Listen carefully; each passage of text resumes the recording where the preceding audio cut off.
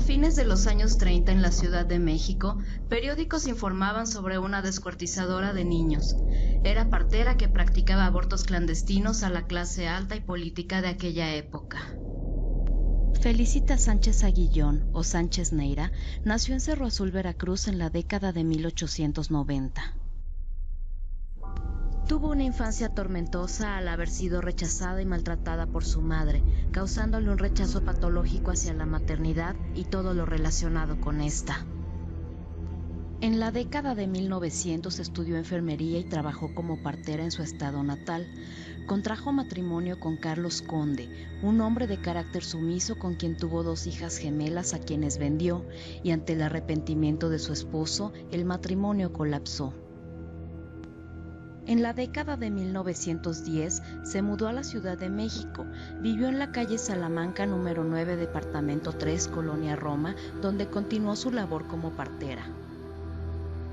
Un día, una señora ofreció mucho dinero a Felicitas a cambio de que le practicara un aborto. Felicitas aceptó y la señora la recomendó con sus amigas. Ese fue el inicio de un lucrativo negocio, la práctica de abortos clandestinos en cualquier fase del embarazo a mujeres de clase alta o relacionadas con la política. Compró la tienda La Quebrada, ubicada en la calle Guadalajara número 69, Colonia Roma, que funcionó como fachada de la clínica clandestina donde practicaba los abortos. Trabajaba como buscadora de hogar para hijos de madres solteras a cambio de dinero para la manutención de los niños mientras les encontraba hogar. También recibía a los hijos de mujeres de bajos recursos que no podían hacerse cargo de ellos, pero lejos de buscarles un hogar, los vendía. Tenía niños desde recién nacidos hasta los 3 años de edad. Los alimentaba con agua, atole y alimentos descompuestos. Si a la semana no los había vendido, los mataba. Los niños eran asfixiados, ahorcados, envenenados, muertos a golpes, quemados vivos o les enterraba un cuchillo en la nuca.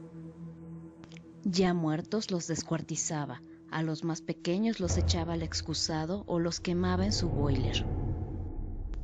A los grandes los metía en bolsas de plástico y los tiraba en basureros o en las calles de la Colonia Roma, ayudada por sus cómplices, Alberto Sánchez Rebollar, quien era su amante, Isabel Baños, su empleada doméstica, y Alberto Domínguez Rivero, amante de Isabel Baños. El 11 de abril de 1941 aprendieron a Felicitas junto con su amante Alberto Sánchez Rebollar y sus cómplices Salvador Martínez Nieves, Agustina Palomares, Armando Domínguez e Isabel Baños, quien confesó haber presenciado más de 50 asesinatos. Felicitas ingresó a la prisión con señales de agotamiento físico y estado alterado. Saltaba, temblaba, hablaba sola, no comía, no dormía y gritaba en repetidas ocasiones: «¡Quiero irme de aquí!». Los doctores la sedaban y así permanecía por días. Para reducir su condena, Felicitas ofreció dar la lista de las mujeres que atendió en su clínica, en su mayoría de la alta sociedad y relacionadas con la política. En consecuencia, las pruebas en su contra desaparecieron y salió libre después de pagar una fianza por el delito de violación a la ley de inhumación. El licenciado Castellanos y el secretario auxiliar del juzgado dieron el dictamen en el que se decretaba libertad por falta de méritos con reservas de ley a Felicitas Sánchez Aguillón y a todos sus cómplices por los delitos de aborto, asociación delictuosa, responsabilidad médica o técnica y encubrimiento. La madrugada del 16 de junio de 1941, Felicitas Sánchez dijo a su amante que iba a escribir unas cartas a la cocina. Al amanecer, el amante la encontró tirada en el suelo. Se inclinó, la cogió de los brazos, la sacudió y no reaccionó, así que fue a buscar a su cuñado Juan Iglesias Aguillón, quien continuó con las labores de reanimación, pero Felicitas había muerto. Presentaba una lesión en la región superciliar izquierda, consecuencia de la caída de Felicitas al suelo al entrar en agonía. El Servicio de Identificación de la Jefatura de Policía recogió de la mesa un frasco de Nembutal, barbitúrico que se utilizaba como tranquilizante.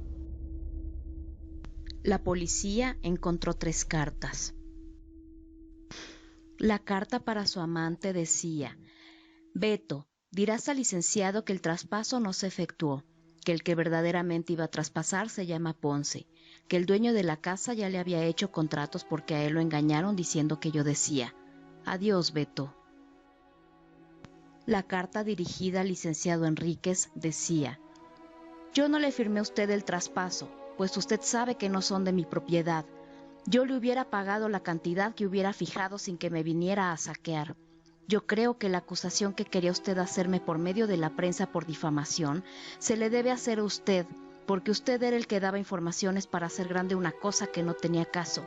Ya verá cómo el doctor de la Vega, con hechos efectivos y comprobados y ahora reincidente, nada dicen porque no cayó en manos de un miserable como usted. Espero que no me robará, porque personas verdaderamente nobles se opondrán. Por mi parte, hasta aquí fui su víctima. La carta dirigida al licenciado Silva decía: En sus manos todo va bien. Yo le tengo a usted confianza en mis últimos momentos. Le suplico que tome interés y no crea que fui cobarde. Tengo la seguridad de que usted me habría salvado, especialmente en lo que se iba a robar Enríquez. Ya me cansé de luchar. Ya no puedo. Don Carlos me ha ganado, pero no tanto, porque si usted puede hacer la denuncia penal, por lo menos me habré vengado. Felicitas tuvo varias parejas sentimentales a lo largo de su vida, siendo Alberto Sánchez Rebollar su último amante. Siempre tuvo la idea de que todo lo hizo por el bien de los demás. La doctora Yolanda González Gudiño, psicóloga forense, nos habla de la personalidad de gente como Felicitas Sánchez Aguillón. Es esta característica tan especial que ellos tienen de poder mimetizarse con su comunidad. Es decir, las capacidades que ellos logran desarrollar de adaptación, de que todos aquellos con los que se encuentran conviviendo cotidianamente, sus vecinos, sus familiares, sus amigos, no sepan en términos específicos que se trata de una persona que está cometiendo homicidios. Es decir, qué capacidad ellos pueden desarrollar para que nadie se dé cuenta cuáles son estas conductas que ellos están teniendo tan graves como en el caso de los homicidios seriales. Recordemos, por ejemplo, en el caso que les ocupa, como esta persona viviendo en un edificio donde se convive con todos los vecinos, que tenía su tienda, que en esta tienda pues tenía que convivir con todos, que llegaron muchas mujeres a provocarse los abortos con ellas y ninguna de ellas fue capaz de detectar en lo más mínimo que se trataba de una persona que estuviese cometiendo los asesinatos. Entonces, esto es una parte que siempre nos debe llamar la atención. Y por supuesto, esto nos lleva también siempre a pensar qué es lo que sucede en las mentes de estas personas cuando hablamos de sus experiencias pasadas, ¿no? Ese es otro punto muy importante, muy característico, porque se ha encontrado en los casos de asesinos seriales siempre un maltrato, un abandono, una falta de cuidados en la niñez, que bueno, en este caso, por las circunstancias mismas de su detención, por el año en que se realizó, etcétera, etcétera, no se pudieron tener todos los antecedentes de su persona.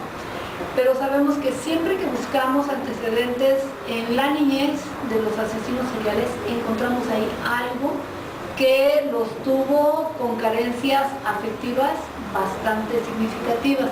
Aquí habría valido mucho la pena determinar si en el caso de esta persona también se hubiesen tenido esas carencias afectivas que hemos encontrado en casi todos los casos de asesinos seriales.